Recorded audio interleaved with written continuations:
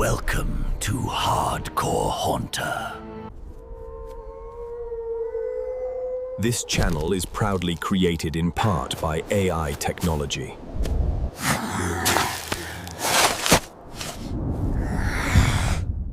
Good evening, weary travelers, and welcome to the graveyard. Not merely any resting place, mind you, but the hallowed, shadowed grounds of the Stanley Hotel. Nestled deep in the embrace of Colorado's Rocky Mountains, where the air is thin and the silence heavy. I am your guide tonight, sifting slowly through the dust of history, unearthing tales that linger. Like mist curling through a moonless night, settle in, take your time, but keep one eye open, for here, the past does not rest. Let us dig, carefully, into the full, haunted history of this grand old crypt, from its first stone laid to its ghostly hold on Halloween itself. And oh, my friends, I hope you find a strange delight in these restless shadows. Cast your mind back, slowly now, to 1909. Freelan Oscar Stanley, F.O., as those close to him would whisper, carved this monument from the wild, untamed wilderness. A man of wealth, yet frail, his body ravaged by tuberculosis, he sought the mountain air of Estes Park, hoping to outwit death itself. The land was raw, untouched, a canvas of rock and pine, yet F.O. saw not desolation, but grandeur. With his wife, Flora, by his side, he raised the Stanley Hotel, a 48-room Georgian masterpiece. White walls gleaming under a blood-red roof, a palace for the living. Electricity hummed through its veins, telephones sang, a hydraulic elevator purred. Modern marvels for the elite, those who'd pay dearly to breathe that crisp, thin air. By 1911, it was a beacon, its grand ballroom filled with the soft clink of glasses and laughter that echoed. Perhaps too long. But even then, the grave whispered. The land, sacred to the Arapaho, held older spirits, and some say F.O.'s ambition stirred them from their ancient slumber. The decades crept by, like a slow hearse winding through fog. The Stanley thrived in the roaring 20s, a glittering playground for the wealthy. But then, the Great Depression sank its claws deep. By the 1930s, the hotel's shine had dulled. Its rooms stood half-empty, its upkeep a heavy burden. F.O. passed in 1940, his dream teetering on the edge of ruin.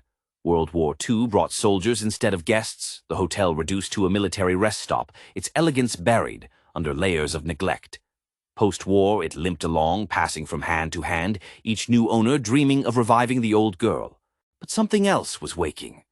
Guests spoke in hushed tones of strange sights, shadows gliding through room 217, footsteps echoing in empty corridors, a piano playing softly with no hands to guide it.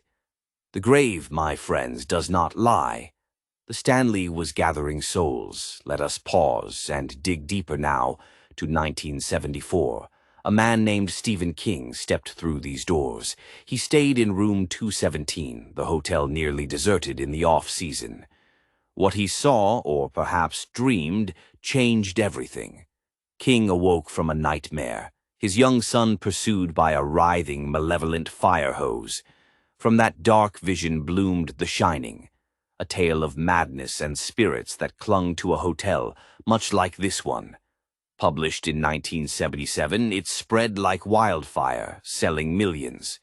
And when Stanley Kubrick's film rose in 1980, the Stanley's name was carved deep into the annals of terror. Visitors came not for rest, but for ghosts. The hotel leaned into its fate, offering night tours, seances, even a psychic or two to stir the air. Room 217, where a housekeeper nearly perished in a 1911 gas explosion, became the most sought after. The gravedigger's truth, friends. Tragedy leaves scars, and the public craved them. Through the 1980s and 90s, the Stanley clawed its way back to glory. New owners in 1996 poured millions into its bones, polished oak floors, crystal chandeliers sparkling, that grand staircase gleaming once more. Yet they nurtured the spirits, too. The concert hall where Flora Stanley once played her piano now echoed with ghostly laughter. Soft, unsettling giggles. Room 401, they whisper, harbors a spectral thief, pilfering trinkets from unsuspecting guests. By the 2000s, the Stanley had become a pilgrimage site for those chasing the paranormal. Its history wove fact and folklore into a single chilling thread. Shows like Ghost Hunters captured its shadows, sealing its title as America's most haunted hotel. And Halloween. Oh, Halloween became its crown jewel. The public, fed by King's Tale and a culture hungry for ghosts, saw the Stanley as a shrine, where fear and delight waltz a slow, grim dance. Today, in 2025, the Stanley stands tall, a 140-room relic of elegance and eeriness.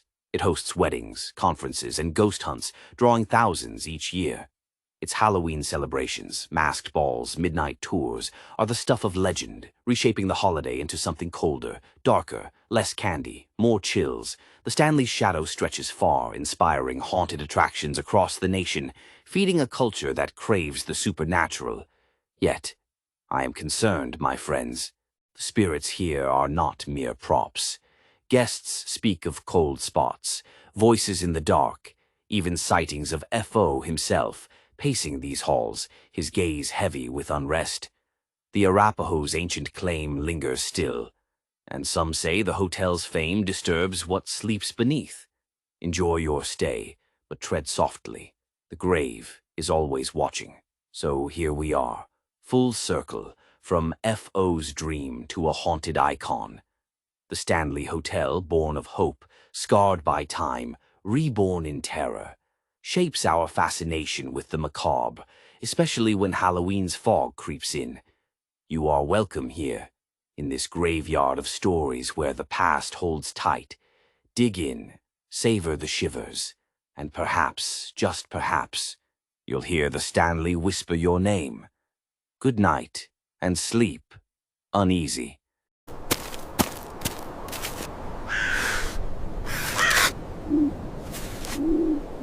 Mm-hmm.